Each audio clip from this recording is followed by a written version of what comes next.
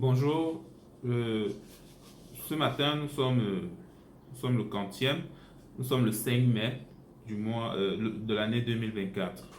Bien, suite à une vidéo que j'avais produite et que j'ai postée sur ma page YouTube, Docteur Vidal l'agronome. La vidéo était intitulée J'ai perdu un client parce que je ne suis pas véhiculé. Bien, dans cette vidéo, j'expliquais une aventure que j'ai eue d'un client qui m'a invité à faire effectuer la visite exploratoire de son site en vue de la construction de ces deux serres agricoles. Voilà, le client, il avait été intéressé par tout ce qu'on fait, par nos activités. C'est quelqu'un qui nous suit depuis un bon moment. Mais sauf que malgré qu'il ait été intéressé par le talent, par les réalisations et qu'il ait eu l'envie d'investir avec nous, c'est-à-dire de se faire accompagner par moi, par mon cabinet, il savait qu'après avoir effectué cette visite exploratoire, au moment de se dire au revoir, il m'a demandé où est-ce que j'ai garé mon véhicule. Je lui ai dit je n'ai pas encore de véhicule. Et puis, bon, l'histoire est sur cette vidéo-là, je vous invite à aller la regarder. Donc, j'ai donc eu appel de ce client parce que après ça, il n'a plus répondu à aucun de mes appels et autres là.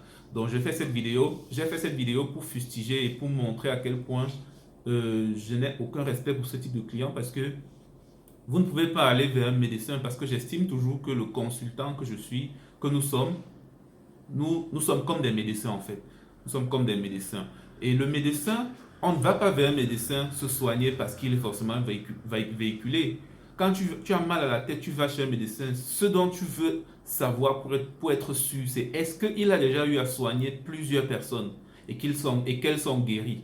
Si c'est le cas, je ne pense pas que tu vas essayer de voir s'il est bien habillé, s'il conduit une voiture ou s'il a construit des maisons. Voilà, donc c'est un peu ça. Quand tu vas vers un médecin, tu vas pour ta santé. Quand tu viens vers un consultant, tu viens pour le conseil, pour le professionnalisme et pour le succès de ton investissement. Il y a donc suite à cette vidéo, un monsieur qui a commenté en disant, je vais lire le commentaire. Il dit ceci: les gars, vous aussi, arrêtez de présenter et de promettre des projets qui rendent millionnaires. Vous voyez déjà où il veut en venir. C'est très délicat de parler de chiffres, surtout de façon publique dans l'agriculture. Vous vendez du rêve. Aux promoteurs, vous vendez du rêve aux promoteurs en leur annonçant des gains records avec certaines cultures. Donc, c'est normal que ceux-ci veulent que vous les fassiez rêver avec votre image.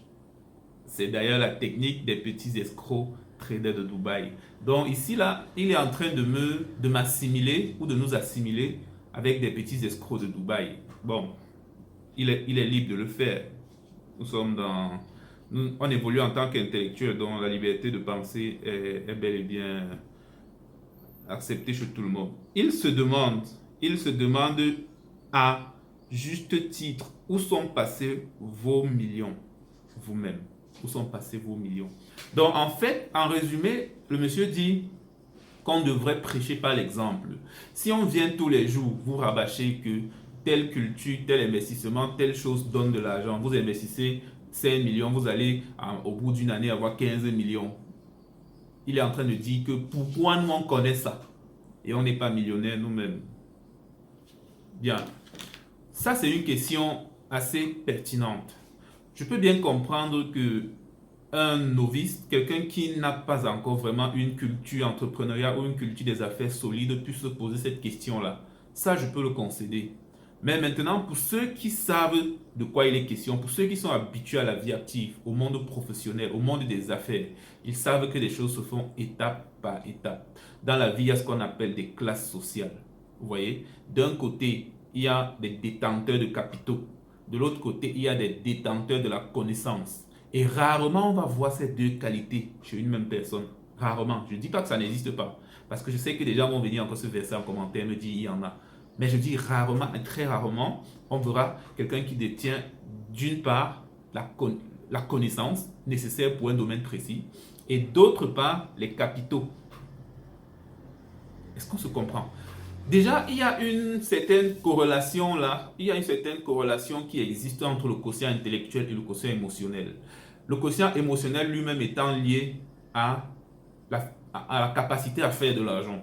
Votre capacité à générer des fonds, à générer des revenus, à générer de l'argent dépend de la grandeur de votre quotient intellectuel, émotionnel et non intellectuel. Parce que faire de l'argent veut dire traiter avec des êtres humains. Faire de l'argent parle du relationnel. Faire de l'argent veut dire résoudre des problèmes de la société. Faire de l'argent ne veut pas dire raisonner comme une machine. Donc si vous ne savez pas entretenir des relations humaines avec des gens, vous ne ferez pas de l'argent. Vous ne pourrez pas vendre un service, vous ne pourrez pas convaincre quelqu'un d'acheter, vous ne pourrez pas vous mettre à la place de cette personne, vous ne pourrez pas satisfaire un besoin. Mais maintenant, le quotient intellectuel, il existe une corrélation antagoniste entre le quotient intellectuel et le quotient émotionnel. Plus tu as un quotient intellectuel élevé, moins tu as un quotient émotionnel élevé. Ça veut dire que si je suis très intelligent, et vous allez le remarquer dans la société avec ce qu'on appelle le phénomène des geeks, les gens qui sont très intelligents, je dis bien vraiment intelligents, hein, vous allez vous rendre compte que ce sont des personnes très froides. Ce sont des personnes qui agissent comme des automates, comme des machines. Ils agissent de manière logique. Vous comprenez un peu. Mais maintenant, vous allez vous rendre compte que la plupart des personnes qui sont moins intelligentes, dans le sens qu'on connaît bien sûr, ce sont des personnes qui, par contre, dans la société, savent interagir avec les autres. Ils savent écouter, ils savent empathie, ils savent, je sais pas, ils ont un relationnel fort. Pourtant, ceux qui sont intelligents sont la plupart du temps recroquevillés sur eux-mêmes. Ils ont un relationnel faible. Donc, vous comprenez donc que c'est difficile d'avoir à la fois l'intelligence ou la compétence là, et d'avoir de l'autre côté la ressource. Donc, c'est deux ressources complémentaires qui doivent se mettre ensemble. Mais maintenant, le consultant est un peu ici comme celui qui a la ressource intellectuelle.